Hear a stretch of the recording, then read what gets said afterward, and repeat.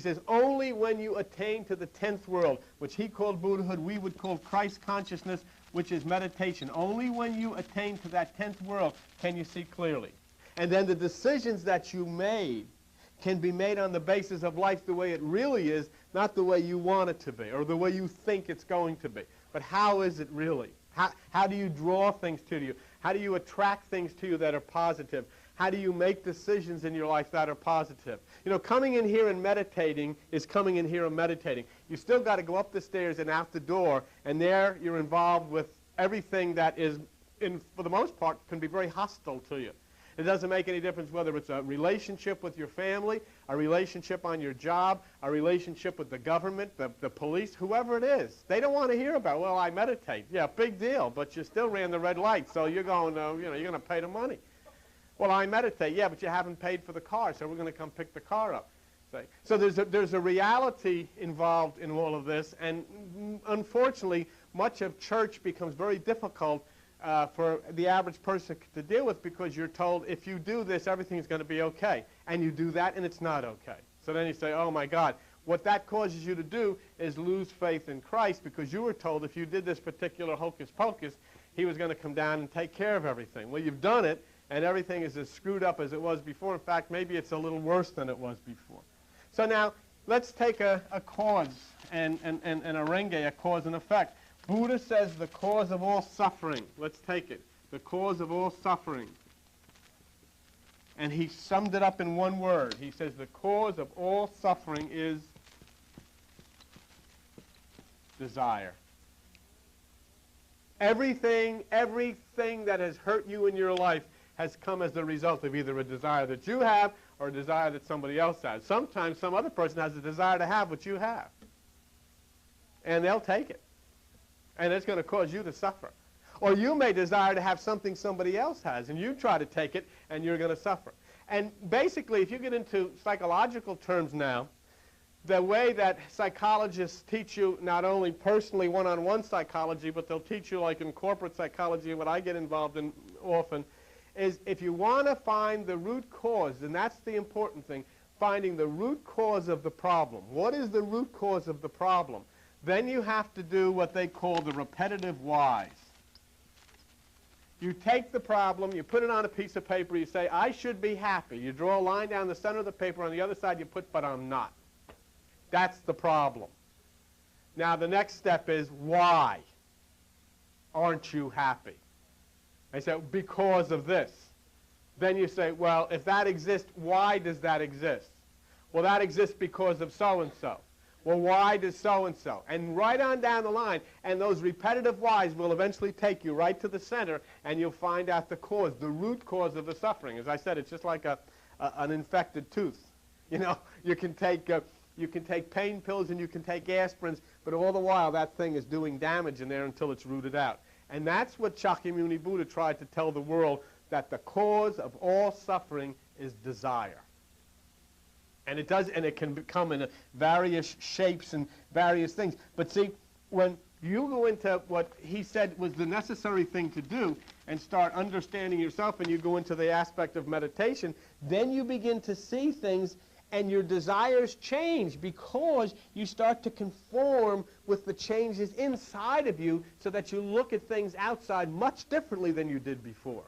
Your desires are nowhere near what they used to be. Joan and I first got married. Our desires were to max out every credit card that we had as quickly as we could. And that's what we would do. We'd go to Bamberger's and we'd just buy and buy and buy until that terrible time came, you know. We'd go up, Joan would hand our credit card, and it would light up, the red light would come on in the ladies' machine. And of course the thing you'd say was, there must be some mistake.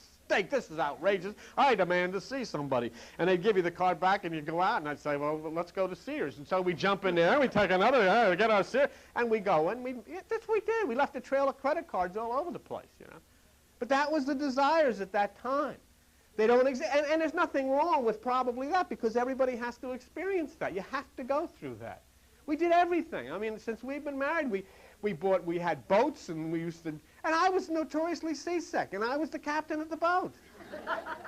Nobody up there knew. They're having a good time. They're slugging down the beer, and they're having a thing, and I'm up there seasick, and I'm steering the thing. They could have all died. They didn't know.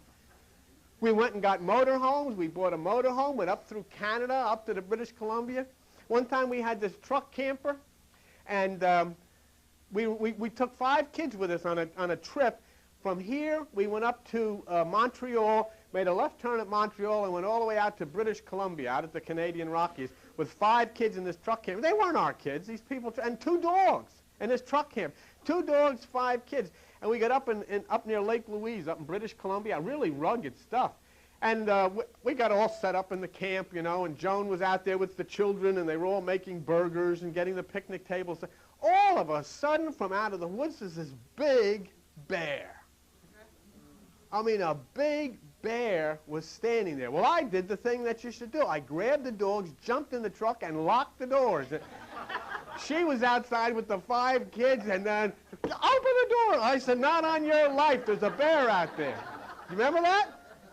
Oh, she fought her way in, and she got in, and 4 kids got into the truck, and there was that bear standing there, and 4 kids got in, and 1 kid, little Brian, and Stephen, and he came out of the woods. He had gone to get water or something, and he came into the clearing and saw the camper and saw the bear, and this kid made it to the truck. His feet never hit the ground. Boom, boy, there was. But these were all things we wanted to do, and we did them. So that's nothing. There's nothing wrong with that, because you'll never realize how screwed up you can get unless you screw up. You know, that's just part of the learning process. You know, like they say, you'll never understand how bitter the bitter water tastes unless you drink it. And if somebody's going to say, you shouldn't really do that, as soon as they tell you shouldn't do that, you know, that's what you want to do. I'm going to do that. Remember when we were kids in the Catholic Church, they used to have the movie ratings. They had the Legion of Decency. So we didn't look to say, you know, Little Red Riding Hood was an approved movie. We went down to see Lust in the Moonlight. Yeah, we want to go see this one, because they said don't go see it. I didn't know what Lust in the Moonlight. All I know, it was on a thing you weren't supposed to see. And as soon as somebody tells you you're not supposed to do this, that's the thing that you want to do. And that's okay, and that's nothing wrong with that, because you're going to have to do it. People are going to say don't do it, but you're going to have to work out your own future and your own life, and things will work their way out as you experience these things. But as you go now into this concept of meditation, the blinders fall down, the distortion goes away, you start to see clearly what's going on. That's why it is so terribly, terribly important that when you come on Tuesday nights and get into that meditation and really work at it. I don't care how boring it may get. This is what's important, to break down the barriers of the left side of the mind. You're thinking 99% of your time, you're thinking vertically. You're thinking with the left side of the brain. And that's not what you're supposed to do. Jesus said, cast your net to the right side. And he said that because he was saying you have to start thinking laterally. That's what Buddha said. That's what Krishna said. That's what psychology says. You have to think laterally. You have to activate the creative part of your mind. Let me give you an idea of thinking laterally and thinking vertically. There was a story of these people who had a house, and they were in, years ago, they were in debt to the lender. And the lender said, I got to have your money, or I'm going to throw you in jail if you don't have the money, and I'm going to take your house. But the lender didn't want to look as a bad guy. So what he said, I'll tell you what I'll do. I'll take a smooth stone, and I'll take a rough stone, and I'll put them in a bag. And you reach in, and if you pick out the smooth stone, then I'll forgive the debt. You won't have to pay the debt. You won't have to go to jail. Everything will be okay. But if you pick out the rough stone, then I get everything. So the wife stood there, and the man picked up. But when he picked up the stones to put him in the bag, he picked up 2 rough stones. Put him in the bag. So the question is, what would you do? What would you do?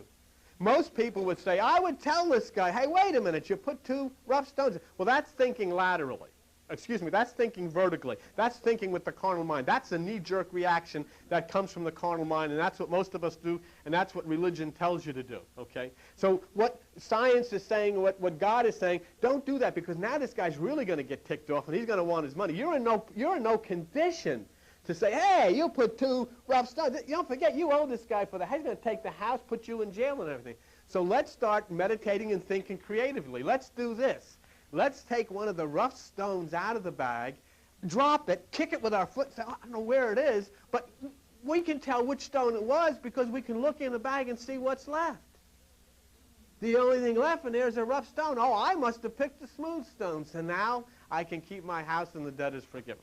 You have wheeled and dealed, you know, a little crooked here, but that's all right. You saved your house, and you thought creatively. You energized. You thought laterally instead of thinking vertically. Most of us knee-jerk instantly. This is what we're going to do. And without meditation, you're always going to think vertically. See, because what did Buddha say? You're looking at the situation from a distorted view. It's like having defective glasses on. Come with me to page 939 in the Bible. Look at 1 Corinthians. And let's see if we can come up with something. 1 Corinthians, and let's look at chapter 13, okay? 1 Corinthians chapter 13. And let's take a look at verse 12 and see what the Apostle Paul says, okay? 1 Corinthians chapter 13 and verse 12. For now we see through a glass darkly, okay? That's exactly what Shakyamuni Buddha tried to tell you. What you're looking at on, and you're seeing a distorted picture. You don't realize this. You think it's right, but you're seeing a distorted picture. So you're going to make a decision based on that distortion, and you're going to get in trouble every single time. You're going to get in trouble, okay? But then, face to face, see? Now, in other words, you're looking at, you can't see clearly. You think you're seeing clearly, but you're not. So the decision you're going to make is wrong. But then, face to face. Now, put your finger in there and go to page 28 in your Bible. Go to the book of Genesis. Okay, go to the book of Genesis and go to page 28 in the little Bible. Go to Genesis chapter 32 and let's go to verse 30. Okay, page 28, Genesis 32, and let's go to verse 30. And Jacob called the name of the place Peniel, for I have seen God face to face, and my life is preserved. You don't have to be a nuclear scientist to know what that means.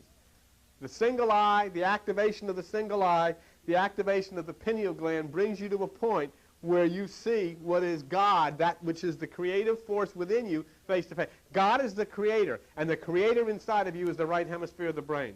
That's the creative side. And I mean, you don't have to be religious or spiritual or Christian or whatever, Buddhist, to understand that. You can go to any doctor or any psychologist or psychiatrist, and they'll tell you the creative side is the right hemisphere. That's where God creates.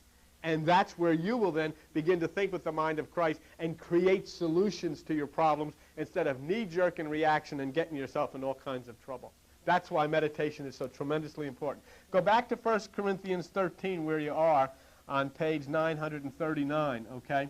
But then face to face. Now I know in part. That's the human aspect. That's the 10%. Here you are, okay? There you are. And here is the part that you use to think with, 10%. Here's the part that you don't touch, 90%. You don't touch it. See, that's what he said. Now I know it. How can you know everything that you should know when you're only using 10% of your brain? Go out in your car, and if you got an 8-cylinder car, disconnect 6 of the cylinders and see what happens. You know, the spark plugs. Take it off and see. That's exactly what we've done. We've disconnected 8 of the 10 spark plugs that are in our cylinder for life, and we're trying to think and say, oh, I can figure this out. Sure, you think you can, but remember, you're only using 10%.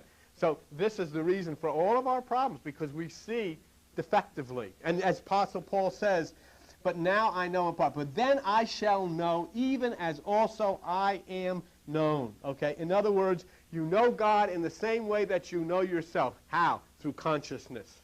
Through the inner realms of consciousness.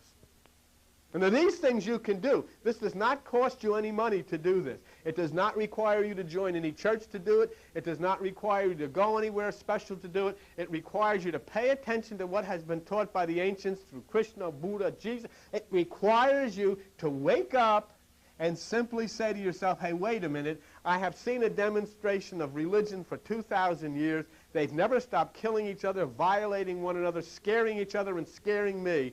There is a different way. And the way is within, as Jesus Christ said, the kingdom being within you. Let's take a look at a real scene.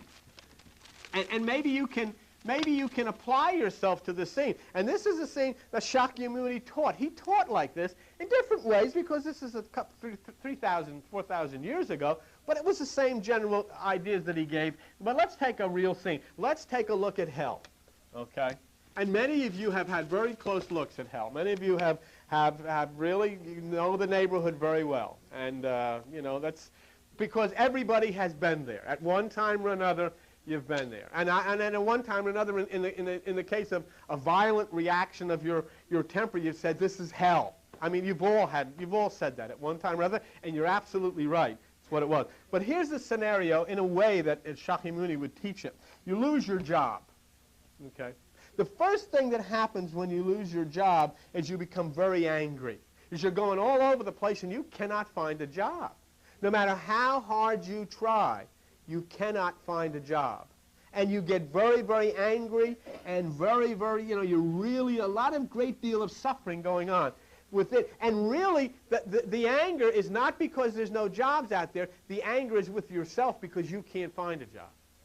I mean, hey, Joe's got a job. I mean, Dave's got a job. And all of a sudden, I don't have a job. I went through that.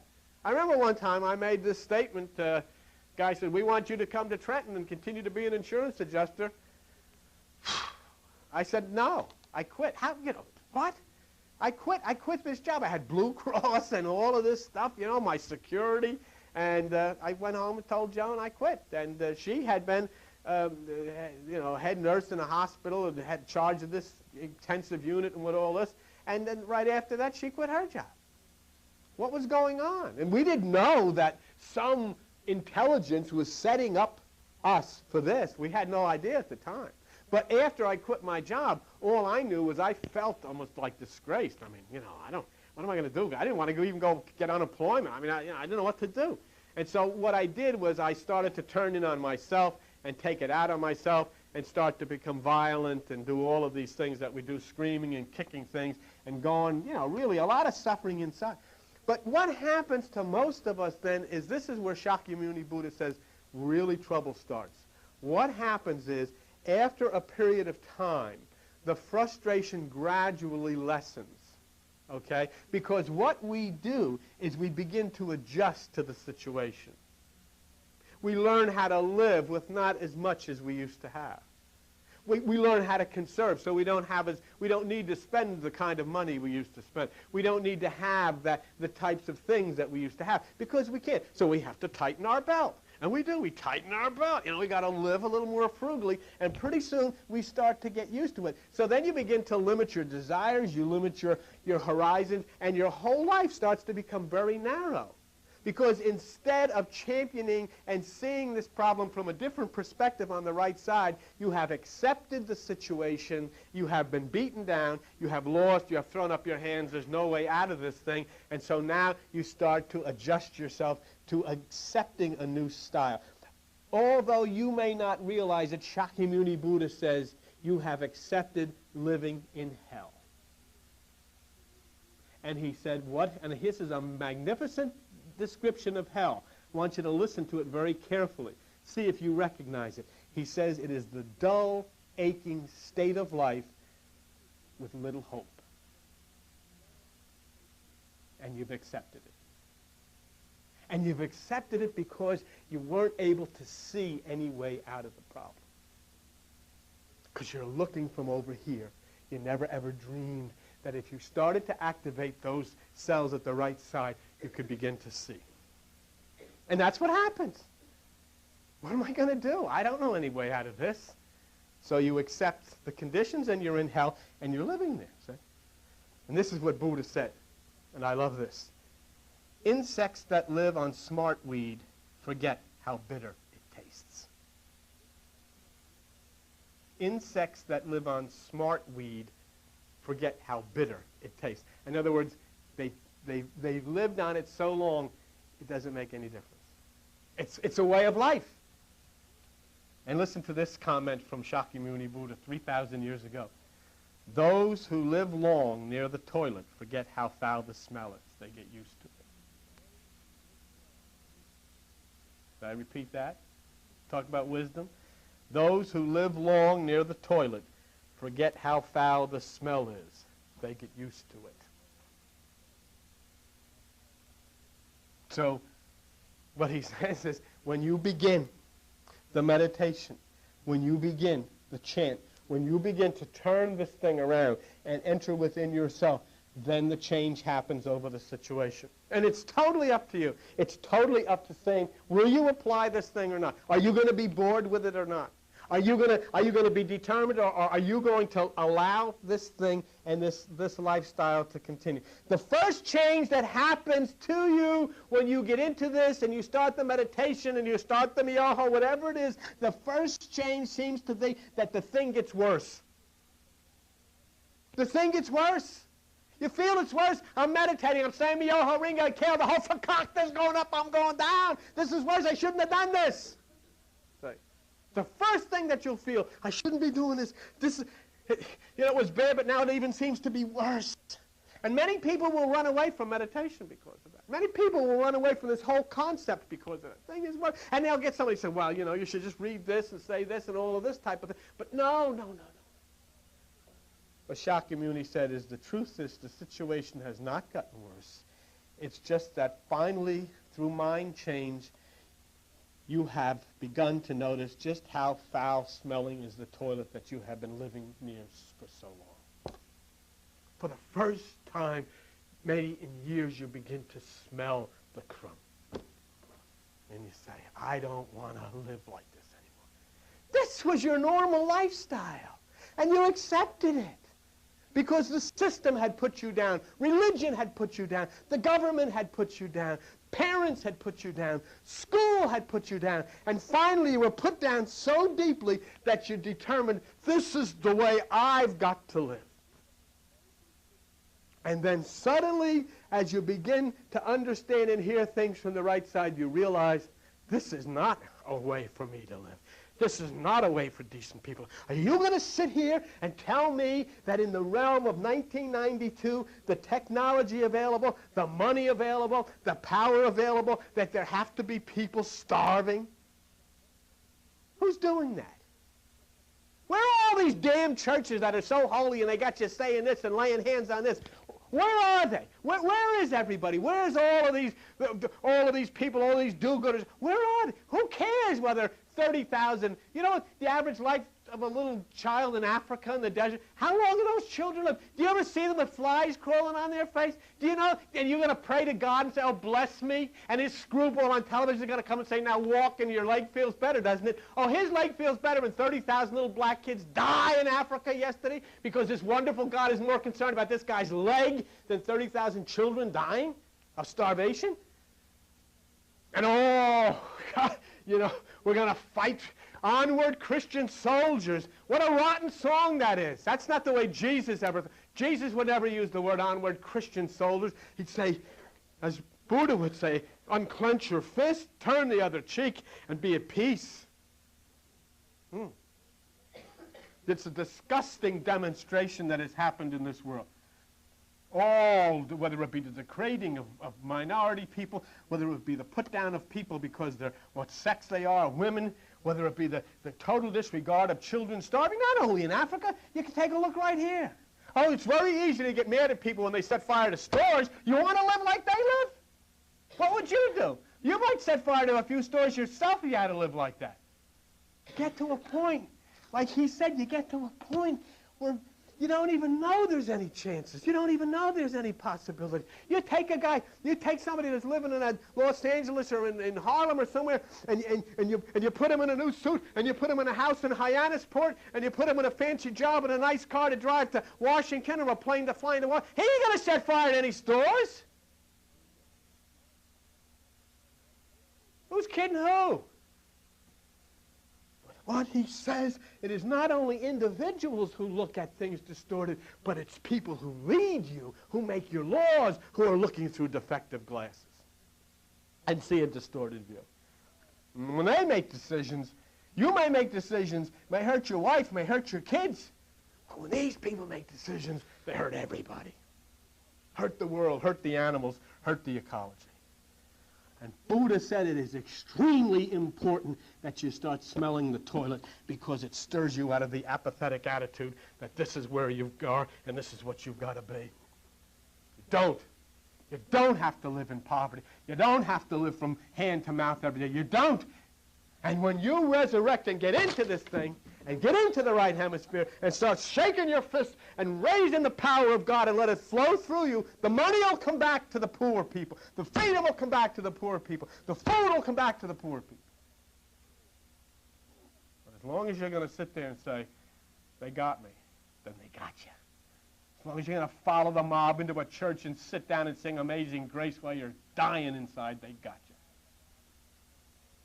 So you'll either fight this enlightenment that's coming to you, and you'll go back and jump in the toilet again, or perhaps hope will flare from within you. Do you know there's a lot of people, and once you come into this meditation, you know there's a lot of people that'll go into that bathroom, the spiritual bathroom, and try to jump back in the toilet. And when you're trying to get in the toilet, there's a great arm within you pulling you back and saying, don't go back to that. Don't go back to it. So easy to want to jump back in. You don't have to live like the way you've been living. That Buddhic chant that Shakyamuni talked of, Myo, Ho, Ringe, Kyo. This word is split in two parts, Myo and Ho, okay? This word here, Myo, also means, you know what this word also has another meaning? Do you know what it means? Revival is what it means. Revival. And it's not to come in and, like churches, let's have a revival so everybody brings a covered dish. That's the first step that it's not going to be a good time. You know, as soon as they uncover them, as soon as they keep the dishes covered, it's wonderful. As soon as they uncover them, did you ever go to those things? 30,000 variations of ziti.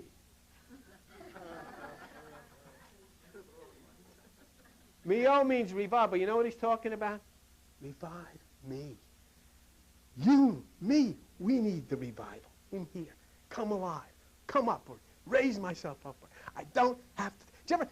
I forget what the name of the movie was, but this guy had everybody stick their heads out of the window and say, I'm mad as hell and I ain't going to take it anymore. What was it? Network. That's what you all need to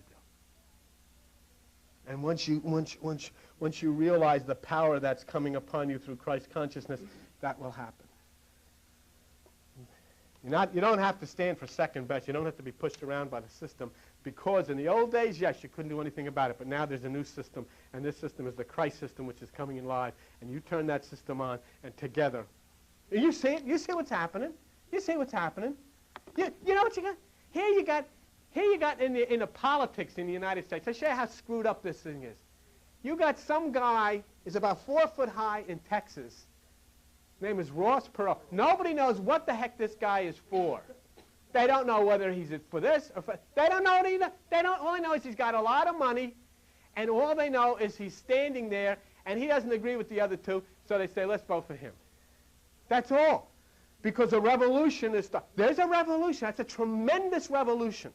It's never anything been like that in the history of the world. Not saying this guy is any good. They're not saying, oh, we want to vote for him because he's good. We say we want to vote for him because the other two are fakakta. Already, we don't want this with these guys. It's like Gorbachev. Gorbachev said, we're going to change it a little bit. They said, you're not going to change it a little bit. You're going to go. The whole thing's going, there, it's gone. How did that happen? Because this thing is stimulating within. You got 7 billion crystal magnets in your brain, and Aquarius is raining down all kinds of electromagnetic fields, and people are starting to run around like hummingbirds, and they're flitting around here. All of a sudden, they're getting signals to do things that they never thought they would do before. It's like the goose is up in Canada, and when the weather starts to get a little cool, the goose gets a signal. It says, I'm going to fly away. What are you going to fly? We got all this food here because something tells me to fly. And so the goose said, off he goes. Murgatroyd takes off, and a whole blasted pack of them. Everybody's flying, and the last goose is saying, I hope you know where you're going. And he says, I don't know where I'm going, but I'm going anyhow. And they all fly, and then further down the road, and a few thousand miles, they hear, la cucaracha, hooray! And they land in Acapulco. How did he know? How did Murgatroyd know? How did all the rest of them know? They were going to Acapulco. Did they say, have you ever talked to a goose that said, have you ever been to Acapulco? They don't know where Acapulco is, but they go all the time. Why? They got a signal. You know why the people blew the communists out of the Soviet Union? They got a signal. You know why they're getting ready to blow all this thing to pieces in this country? They got a signal. And the 7 billion magnets in your brain that are crystal are picking up signals from the universe that are saying, it is just about time. It is just about time. And that's what's going to happen. And it doesn't make any difference whether you vote for this guy or vote for that guy. You can vote for Prissy the cat. It's going to accomplish the same thing. Not going to make any difference because the signals are coming down, the little crystals in your head are tuned in, and the change is coming. And the poor and the oppressed are going to be given back what was taken from them. Watch it happen. There's a psalm in Psalm 85, verse 6, and it says, will you not revive us again? Let me show you something. What does this do? Why is it important to do that? Okay? Let me show you why it's important to do that. Go to page 886 in the Bible. Book of John. Boy, I'll tell you something. When I eat all this high blood pressure stuff, I'm doing pretty good now. Doing pretty good, thanks to all of you, and stopped eating salt and trim down a little bit. You know, it's a terrible thing, though. You trim down, the doctor says, I got to have you lose the weight, you know, get the blood pressure down. Got the blood pressure down. Once you get the blood pressure down, you get feeling pretty good. All of a sudden, what happens? What did Buddha say in the beginning of this message? Desire.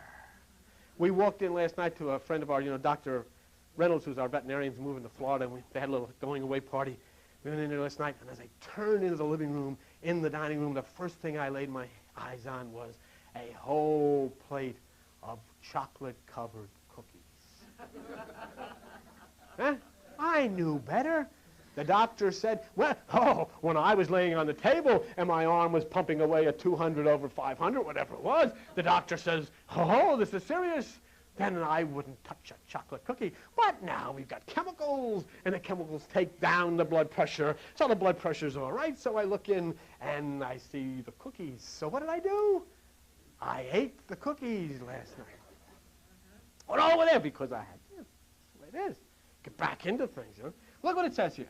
John 21, verse 6. This is why I say Miyoha Renge Kyo. What's John 21, verse 6? What did Jesus say to do? Cast your net to the right side. When you do that chant, you're casting your net to the right side. Why are you casting your net to the right side? Because the left side doesn't know what the hell you're talking about. Your left side doesn't know. When you're saying that, your left side can't grasp it, and the right side begins to open. Why else? Go to page 781. What did Jesus say? Matthew 6, verse 22. Matthew 6, verse 22. The light of the body is the eye. If therefore thine eye be single. When you chant that, you are practicing the single eye, and you are raising your consciousness into the realms of glory. One more reason, an important reason. Why do you say Miyoho Renge Kyo? Cast your net to the right side, it practices the single eye. One more reason. Page 829. Book of Mark. Mark chapter 16. Verse, page 829. Verse 17, Jesus Christ our Lord, and these signs shall follow them that believe in my name. They shall cast out devils. You know what those devils are? Your damn thoughts. Your thoughts. Have any of you ever had thoughts that were devils? You can shake your head yes because you know it. That's what casting out devils means. What did Jesus say? Take no thought. When you take no thought, you cast out devils. How do you do that? You cast your net to the right side. You practice the single eye. Why should I chant Miyoho Renge Kyo? Verse 17, because they shall speak with new tongues. You and I had better start doing what Jesus Christ says to do. I'll teach you Buddha, I'll teach you Krishna, I'll teach you Campbell, I'll teach you Jung, I'll teach you all of that stuff, but it comes down, everything was square with Jesus Christ. Because he's the teacher. He's my guru. Everything was square. Tongues. Say it, Myoho, Ringe, Kyo. You've talked with tongues, you've practiced the single eye, you've cast your energy to the right side. All like that, fulfilling the commission of Jesus Christ. Because you can't make it work anyway. The right hemisphere of the brain is where the Father sits. When you sit at the right hand of the Father, when the Father sits at the right side, it is because of the right hemisphere of the brain. The creative impulse is only open to that which is beyond the intellect. And when you start to talk to it, it doesn't understand. It can't deal with what you say. You've got to go through there through decibel and through impulse and through that magnetic fields that are activated by that type of a thing. And what, there was some interesting things of what Buddha said about that as we wrap it up. He says, doing this will be a lantern in the dark. Jesus Christ said, your body will fill with light. He said, doing this, at times it will be water. Jesus Christ says, out of your innermost being will flow rivers of living water. Water in mysticism means truth. The truth will flow from you because the truth will begin to flow into you. Buddha says at other times it will be fire. Jesus says, I will baptize with the Holy Ghost and fire, spirit. These people agree with each other. The same voice that comes from heaven. God sent this voice down from heaven to tell you, to say to you, through all ages. Do you think that God just sent a Jesus to take care of you and the Protestants and the Catholics? And the heck with everybody else? Don't you think there was? Do you know that it says in the Bible that Jesus was a high priest after the order of Melchizedek? Not before. He wasn't first. He was after the order of Melchizedek. What do you think? Do you think a man that gave his life like Shakyamuni in love to send the suffering of people and to show people how the human mind works? This man was a master psychologist when there wasn't any such thing as a college. Who taught him? He knew what Carl Jung knew. He knew what Pavlov and all these other people knew. Who taught him? Don't you think you should listen? Hare Krishna. Huh? You know what?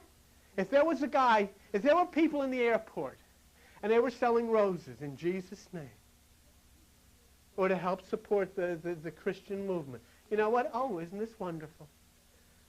But well, they're at Hare Krishna. Oh, get them out of here. They're annoying me. Who was this strange person 7,000 years ago born of a virgin? Who was this strange person born in the cave? Who was this strange person that when he was born the stars shone over the cave? Who was this strange person that when he was born the wicked king killed all the children 2 years and younger? Who was this strange person whose parents had to whisk him away, safely away from the wicked king? Who was it? His name was Hare Krishna. Story sound familiar? Only the names are changed. We think everything's reserved just for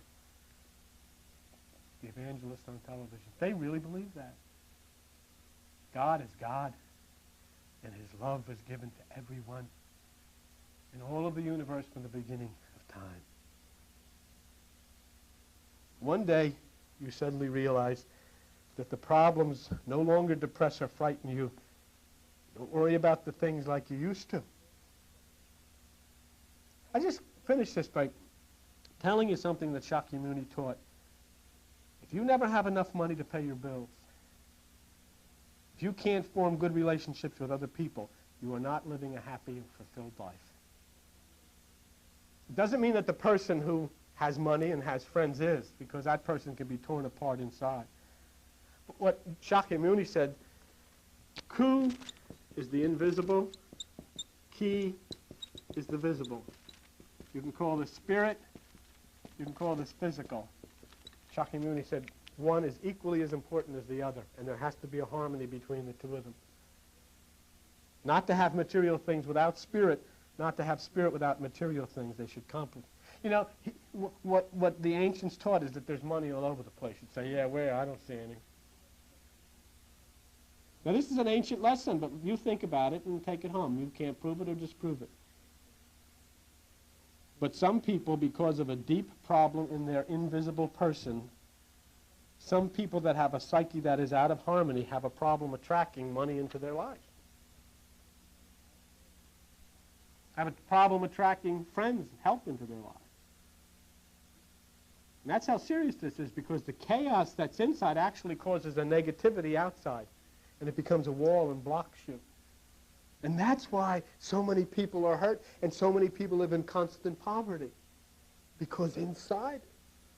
And why is it so barren inside? Because the church and religion and the system has burdened them and stripped them of that holiness inside. They have none. And so what's outside? It's negativity, and nothing comes to negativity. You begin to accept the poverty. Your whole life is given to wheeling and dealing and trying to borrow from others, and you're going to pay it back, and you're going to pay it back, and you're going to pay it back. And then when people who have this problem suddenly come into money because they're still looking through a distorted world, they don't even know how to deal with it, and before you know it, it's gone. Never saved a dime. Never invested a nickel. It's gone. Where did it go? All of this money that was going to get me out of trouble. It's gone. You want to see what I mean? Go around and people get second mortgages. I'll get this money. You ever see it on my television? You get this money and you consolidate all of your bills. We'll pay off all of your bills. And then you'll only have one little payment. Now you got this one payment. And then you go back out and you accumulate a whole bunch of other bills. So now you have all the bills that you had before, but on top of that, you got that other big thing. Destruction. Why? Because we're looking through distorted. We don't understand. Meditation is not to simply help you get to God. Meditation is to be Christ conscious so that you understand these things and you know how to deal and you know how to live and you know how to react and you know how to experience. This is the teaching of a man that religion has told you to stay away from. Trying desperately to tell you, for God Almighty's sake, don't accept this way of life. And for God Almighty's sakes, start to attract positive things to your outside by attracting a positive thing inside. Balance the inner and the outer life force so that you can enjoy the outer, free from guilt and ignorance and free from poverty and free from all the hate and violence and strife. That's the teachings of this man.